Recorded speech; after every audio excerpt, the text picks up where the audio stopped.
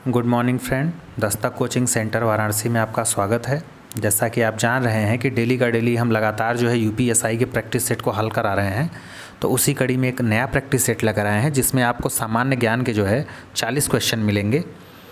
और एक रिक्वेस्ट है आप को जो है वीडियो शुरू करने से पहले कि अगर आपने हमारे चैनल पर नए हैं और हमारे वीडियो को सब्सक्राइब नहीं किए हैं तो प्लीज़ हमारे चैनल को सब्सक्राइब करिए, लाइक करिए और इसको ज़्यादा से ज़्यादा लोगों तक शेयर करिए ताकि ज़्यादा से ज़्यादा लोगों को यह वीडियो पहुंच पाए। चलिए देर न करते हुए वीडियो को शुरू करते हैं। इसमें देख रहे हैं 41 नंबर क्वेश्चन है कि नूरजहाँ किस मुग़ल सम्राट की पत्नी थी। तो अगर हम मुग़ल सम्राट की पत्नी की बात करें तो जहांगीर, ये जहांगीर की क्या थी? पत्नी थी। और आपको मालूम है कि इसका जो मूल नाम था वो मेहरुन्निसा था। क्या था? मेहरुन्निसा। और इसके बारे में बात की जाए तो जानते हैं जहांगीर ने इसको सर्वप्रथम जो है मेहरुन्निसा को नौरोज़ त्यौहार के अवसर पर देखा था। कब? नौरोज़ त्यौहार उसमें मनाया जाता था जो है, तो उसी पे इन्होंने क्या किया था, उनको देखा था। और इनका विवाह 1611 हालांकि ईस्वी में हो गया था। नेक्स्ट है आपका कि प्लासी का युद्ध जो है किस वर्ष लड़ा गया। तो ये आप जानते हैं फेमस है 1757 ईस्वी में, जिसमें जो है बंगाल के नवाब सिराजुद्दौला थे और अंग्रेज़ों के मध्य ये हुआ था। जिसमें अगर अंग्रेज़ी सेना की बात की जाए तो रॉबर्ट क्लाइव जो है उसका नेतृत्व कर रहा था, और नवाब की सेना की बात की जाए तो मीर जाफ़र एवं राय दुर्लभ थे। और ये कहीं ना कहीं षड्यंत्र का नतीजा था जिसमें जो है ये अंग्रेज़ जो है इस युद्ध को जीते थे।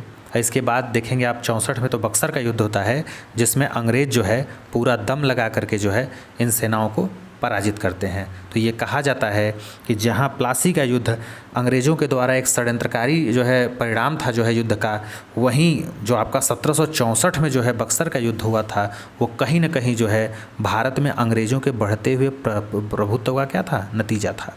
क्योंकि 1757 में वो सब क्या किए थे? षड्यंत्र किए थे। लेकिन 64 में जो है पूरे दमखम के साथ क्या किए थे? युद्ध को लड़े थे और जीते थे। नेक्स्ट है आपका कि पाकिस्तान के खिलाफ कारगिल युद्ध किस वर्ष हुआ था।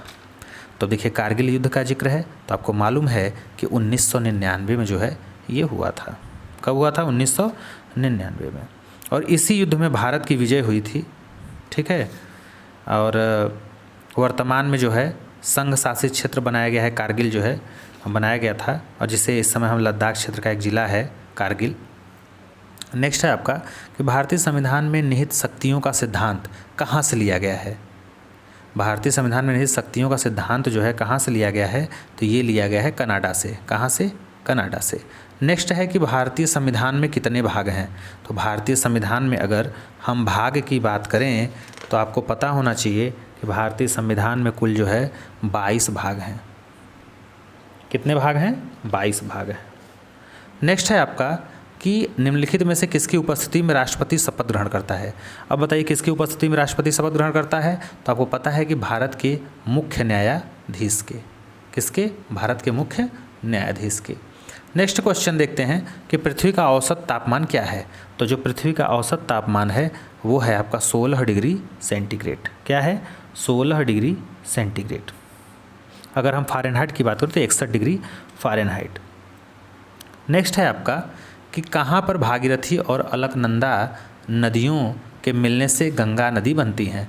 तो आपको पता होना चाहिए कि ये जो है आपका देवप्रयाग में जो है दोनों मिलती हैं। कहाँ पे? उत्तराखंड के देवप्रयाग में। नेक्स्ट है आपका कि भारतीय रिजर्व बैंक के प्रथम भारतीय गवर्नर कौन थे। देखिए भारतीय रिजर्व बैंक के प्रथम भारतीय गवर्नर की बात कर रहा है तो इसके हो जाएंगे 49 नंबर के ए CD देशमुख। कौन? CD देशमुख। अगर हम इनकी बात करें तो ये रिजर्व बैंक ऑफ इंडिया के पहले भारतीय गवर्नर जो है CD देशमुख थे। ठीक है। और इनको जो है रिजर्व बैंक ऑफ इंडिया के प्रथम गवर्नर सर ओसबॉर्न वर्तमान में जो है ये थे। जो है वर्तमान में भारतीय रिजर्व के अगर गवर्नर की बात की जाए तो ये जो है पूर्व वित्त सचिव एवं शक्तिकांत दास जो है बनाए गए हैं। ठीक है। तो वर्तमान में कौन है भारतीय रिजर्व बैंक का जो है गवर्नर? तो शक्तिकांत दास हैं। नेक्स्ट है आपका कि जड़त्व या जड़ता क्या है। जड़त्व या फिर जड़ता, इसको इंग्लिश में देखिए हम इनर्शिया बोलते हैं। ठीक है।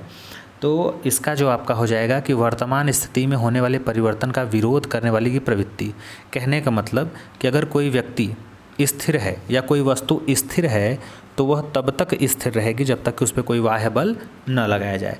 अब जैसे आप गाड़ी पे बैठे हैं, ठीक है, या बस में बैठे हैं, अचानक बस क्या होती है, चल पड़ती है, तो आप देखते हैं पीछे की तरफ थोड़ा सा आप झुक जाते हैं, तो यही क्या है, जड़ता है, यही आपका इनर्शिया है।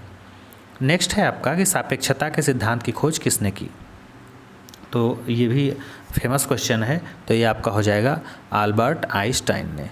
किसने? अल्बर्ट आइंस्टाइन ने, ठीक है। नेक्स्ट है आपका कि अमोनिया का रासायनिक सूत्र क्या है, तो ये पता ही है आपको कि अमोनिया का जो सूत्र है वो NH3 है। क्या है? NH3 है। नेक्स्ट है आपका कि किसके सीमेंट के जमने की दर को घटाता है, कौन? सीमेंट आप देखते हैं धीरे धीरे सेट होना या तेज़ी से सेट होना, ये किसके ऊपर डिपेंड करता है, तो ये इसमें इस चीज़ को सेट करने के लिए जो है जिप्सम मिलाया जाता है। क्या मिलाया जाता है? जिप्सम, क्योंकि जिप्सम सीमेंट के जमने की दर को क्या करता है, घटाता है। और आपको मालूम है कि प्लास्टर ऑफ पेरिस जिप्सम के आंशिक निर्जलीकरण से बनता है, ठीक है, क्योंकि इसका उपयोग शल्य चिकित्सा में भी होता है। प्लास्टर से हड्डी टूट जाती है, देखते हैं प्लास्टर लगता है। नेक्स्ट अगर बात की जाए तो नेक्स्ट है आपका कि रीढ़ की हड्डी वाले प्रजाति किसके अंतर्गत आते हैं, ठीक है, तो ये आते हैं आपके कार्डेटा के अंतर्गत। किसके? कार्डेटा। तो कार्डेटा के अंतर्गत क्या आ जाएंगे, जितने भी जीव हैं, जितने भी जो है जंतु हैं जिनके रीढ़ की हड्डियां होती हैं वो उसके अंतर्गत आते हैं। और अगर हम बात करें जो है आर्थ्रोपोडा संघ के जंतुओं के शरीर में, तो ये खंड युक्त होते हैं। जैसे ये जो आर्थ्रोपोडा होते हैं इसमें ज़्यादातर जो है कीड़े मकोड़े आते हैं जिनका सिर, धड़ और उदर क्या होता है, पेट अलग अलग क्या होता है, बटा रहा है। जैसे कभी चींटी को देखिए अब, बड़ी चींटी जो काली वाली होती है, देखिए 3 पार्ट में क्या होता है उसका डिवाइड होता है। जितने भी कीड़े मकोड़े होते हैं वो एक तो सिर होगा, एक धड़ होगा और एक उदर होगा, तथा टांगें जो है जोड़ीदार होती हैं, ठीक है। और शरीर 2 स्तरों, संघ जो निडेरिया है, निडेरिया में जंतुओं में क्या होता है, ये ऊतक बनने की प्रारंभिक अवस्था पाई जाती है जिससे इनके शरीर 2 स्तरों रुक्टोडर्मिस और गैस्ट्रोडर्मिस में जो है क्या होता है, बटा होता है। और जो एनेलिडा होते हैं, खास करके जो है जो एनेलिडा संघ के जंतु होते हैं, जो आपका बी ऑप्शन में दिया है एनेलिडा, तो एनेलिडा में क्या होता है बताइए, तो ये जो जंतु होते हैं इसमें लंबे होते हैं, बेलनाकार होते हैं और इनका शरीर कोमल होता है, ठीक है, क्या होता है, कोमल होता है। नेक्स्ट है आपका कि पेलाग्रा और स्कर्वी क्रमशः कौन से विटामिन की कमी से होते हैं, ये रोग हैं, तो ये होते हैं आपके विटामिन B3 और विटामिन C। तो 55 का क्या हो जाएगा, बी बॉल सही हो जाएगा। नेक्स्ट है आपका कि निम्नलिखित में से पोलियो की बीमारी होने का कारण क्या है, तो ये भी आपको पता है, ये वायरस से होता है। किससे होता है पोलियो? वायरस से होता है। नेक्स्ट है आपका कि लौंग किससे प्राप्त होता है, ये भी फेमस क्वेश्चन है। लौंग किससे प्राप्त होता है, तो आपका 57 का डी हो जाएगा, फूल की कली से। किससे? फूल की कली से। नेक्स्ट है कि ग्रीन हाउस प्रभाव में कौन सी गैस सर्वाधिक भाग देती है, या ग्रीन हाउस गैस में कौन सी गैस जो है सर्वाधिक भाग लेती है, तो 58 का आपका हो जाएगा ए, पानी का वाष्प, या फिर इसको जलवाष्प भी बोलते हैं। क्या बोलते हैं? जलवाष्प। नेक्स्ट है आपका कि राष्ट्रीय फिल्म पुरस्कारों का प्रारंभ जो है किस वर्ष से किया गया, तो ये जो है आपका 1973 से। कब से? 1973 से। नेक्स्ट है आपका अगला क्वेश्चन 60 नंबर, बचपन बचाओ आंदोलन के संस्थापक कौन हैं, तो बचपन बचाओ आंदोलन के जो संस्थापक है वो कैलाश सत्यार्थी हैं, और इनको जो है नोबेल पुरस्कार से नवाजा गया था शांति के क्षेत्र में। इनको भी, और एक मलाला यूसुफजई हैं पाकिस्तान की जो सबसे कम उम्र की, इनको भी 2014 में जो है नोबेल पुरस्कार मिला था। नेक्स्ट है आपका कि लैंगिक समानता हेतु कौन सा उपाय अनुचित है, तो ये आपका हो जाएगा घर के बाहर जबरदस्ती काम पर भेजना जो है ये क्या है, अनुचित है, ये उचित नहीं है। समान वेतन दीजिए, लैंगिक कहने वाला लिंग समानता, महिला सशक्तिकरण करिए, समान वेतन दीजिए, दहेज विरोधी कानून बनाइए, लेकिन घर के बाहर ज़बरदस्ती काम पर मत भेजिए, क्योंकि ये क्या है, अनुचित है। नेक्स्ट है आपका कि क्या मोबाइल फ़ोन को साइबर लॉ में परिभाषित किया गया है, भाई क्या मोबाइल फ़ोन को साइबर लॉ में परिभाषित किया गया है, एक लाइन में क्वेश्चन है, तो आपका हो जाएगा कि हाँ परिभाषित किया गया है, तो 62 का क्या हो जाएगा, ए हो जाएगा। नेक्स्ट है आपका 63 का कि उत्तर मध्य क्षेत्रीय सांस्कृतिक केंद्र कहाँ स्थित है। उत्तर मध्य जो क्षेत्रीय सांस्कृतिक केंद्र है वो आपका इलाहाबाद में है। कहाँ है? इलाहाबाद में है। नेक्स्ट क्वेश्चन देख लेते हैं 64 नंबर। उत्तर प्रदेश के निम्नलिखित जिलों में से किसका क्षेत्रफल सर्वाधिक है। अब उत्तर प्रदेश का देखिए 4 जिला दिया है, लखीमपुर खीरी है, सोनभद्र, हरदोई और सीतापुर दिया है। क्षेत्रफल पूछा है कि इसमें से सबसे बड़ा क्षेत्रफल किसका है। तो आपको पता है कि लखीमपुर खीरी का जो है क्षेत्रफल इनमें सबसे ज़्यादा है, 7,680 लगभग वर्ग किलोमीटर के लगभग है। ठीक है, और इसके बाद आपका सोनभद्र है, फिर सीतापुर है, फिर हरदोई है। तो सबसे बड़ा आपका लखीमपुर खीरी हो गया, फिर दूसरे नंबर पे आपका क्या हो जाएगा? सोनभद्र, और फिर तीसरे नंबर पे आपका सीतापुर है, और फिर हरदोई है। नेक्स्ट है आपका कि देश की कुल कृषि योग्य भूमि का कितना प्रतिशत उत्तर प्रदेश में स्थित है। देश की कुल कृषि योग्य भूमि का कितना परसेंट। तो 65 का ए हो जाएगा, 15 जो है आपका क्या हो जाएगा? राइट आंसर हो जाएगा 65 का ए। नेक्स्ट है आपका कि 66 नंबर क्वेश्चन कि भारतीय दंड संहिता की धारा 307 का संबंध किससे है। तो जो 307 है उसका जो टॉपिक ही है हत्या करने का प्रयत्न। अगर आप हत्या करने का प्रयास करें तो धारा 307 है, क्योंकि ये धारा उसी स्थिति में लागू होती है जब कोई अभियुक्त जो है किसी हत्या के आशय से प्रयास करता है, किंतु वह हत्या करने में क्या हो जाता है? विफल। आप प्रयास तो किए उसको जान से मारने की, लेकिन कर नहीं पाए, तो आप पे धारा कौन सा लगेगा? धारा 307। नेक्स्ट है आपका, हाँ, तो इसका आंसर जो है आपका 66 का क्या हो जाएगा? बी बॉल, हत्या का प्रयास। नेक्स्ट है आपका कि समेकित बाल विकास परियोजना ICDCS के कार्यकर्ताओं के प्रशिक्षण के लिए जो है, अब इसमें दिया है आयोग शीर्ष संस्था है। इसके अलावा बाल अधिकार एवं महिलाओं की तस्करी की रोकथाम एवं प्रशिक्षण देने के लिए यह दक्षिण एशियाई क्षेत्रीय सहयोग संगठन सार्क देशों की प्रमुख संस्था भी है। ये किसके बारे में जिक्र कर रहा है? तो ये कर रहा है राष्ट्रीय जन सहयोग एवं बाल विकास संस्था के बारे में, ICDS के बारे में। ठीक, नेक्स्ट 68 नंबर देख लेते हैं क्वेश्चन। अब देखिए ये एक चित्र बना है और इसमें पूछा है आपसे कि ये किसका संकेत है। साइकिल चलाने की जगह का, मोटर गाड़ियों का आना मना है, कि मार्ग केवल साइकिल चालकों के लिए है, कि साइकिल चलाना मना है। तो जो 68 का हो जाएगा सी, ये केवल साइकिल चालकों के लिए है। नेक्स्ट है आपका कि मानव अधिकार अधिनियम के तहत राष्ट्रीय मानवाधिकार कमीशन भारत में किस वर्ष स्थापित किया गया था। तो ये किया गया था 1993 में। राष्ट्रीय मानवाधिकार आयोग, जिसको हम NHRC बोलते हैं, इसकी स्थापना कब हुई थी? 12 अक्टूबर 1993 को हुई थी। ठीक है, अगर हम वर्तमान में इसके अध्यक्ष, पहले अगर अध्यक्ष की बात कर लें तो आपको पता है कि न्यायमूर्ति रंगनाथ मिश्रा थे, और अगर अभी की बात करें तो आपको पता ही है कि अचल दत्तू हैं। जो न्यायमूर्ति थे अचल दत्तू वही हैं। और अगर हम इसके मानवाधिकार के मुख्यालय की बात करें तो ये दिल्ली में है। तो ये चीज़ें इंपॉर्टेंट है, ये क्योंकि इस से क्वेश्चन बनता है। नेक्स्ट है आपका कि यदि कोई सूचना का अधिकार, राइट टू इन्फॉर्मेशन, जन सूचना अधिकारी के निर्णय से संतुष्ट नहीं है। भाई अगर आप मान लीजिए सूचना अधिकार के तहत RTI के तहत आप कोई मांग किए या किसी चीज़ के बारे में जानकारी के लिए मांग किए और वो संतुष्ट नहीं है उस किसके, जो आपको जानकारी मिली है वहाँ से, तो पहला है P और Q, 2 दिया है। आवेदन द्वारा जन सूचना अधिकारी के निर्णय की प्राप्ति की तारीख से 30 दिनों के भीतर वह पहली अपील दर्ज करा सकता है, या फिर 60 दिनों के भीतर केंद्रीय जन सूचना अधिकारी को शिकायत दर्ज करा सकता है। तो ये हो जाएगा आपका C, केवल P। 60 दिनों नहीं, 30 दिनों के भीतर अपनी अपील को क्या कर सकता है? दर्ज करा सकता है। क्योंकि अगर कोई सूचना के अधिकार का आवेदन जो है, आवेदक जो है जन सूचना अधिकारी के निर्णय से संतुष्ट नहीं रहता है, तो वह उस निर्णय की प्राप्ति की तारीख से 30 दिनों के भीतर जो है पहला अपील कर सकता है, और 90 दिनों के भीतर राज्य सूचना आयोग या केंद्रीय सूचना आयोग में शिकायत दर्ज करा सकता है। और अगर हम इसके जिक्र की बात करें तो आपको पता ही है कि RTI की धारा जो 19(3) है, ये इसमें क्या है, इसका उल्लेख है। नेक्स्ट है आपका कि अगर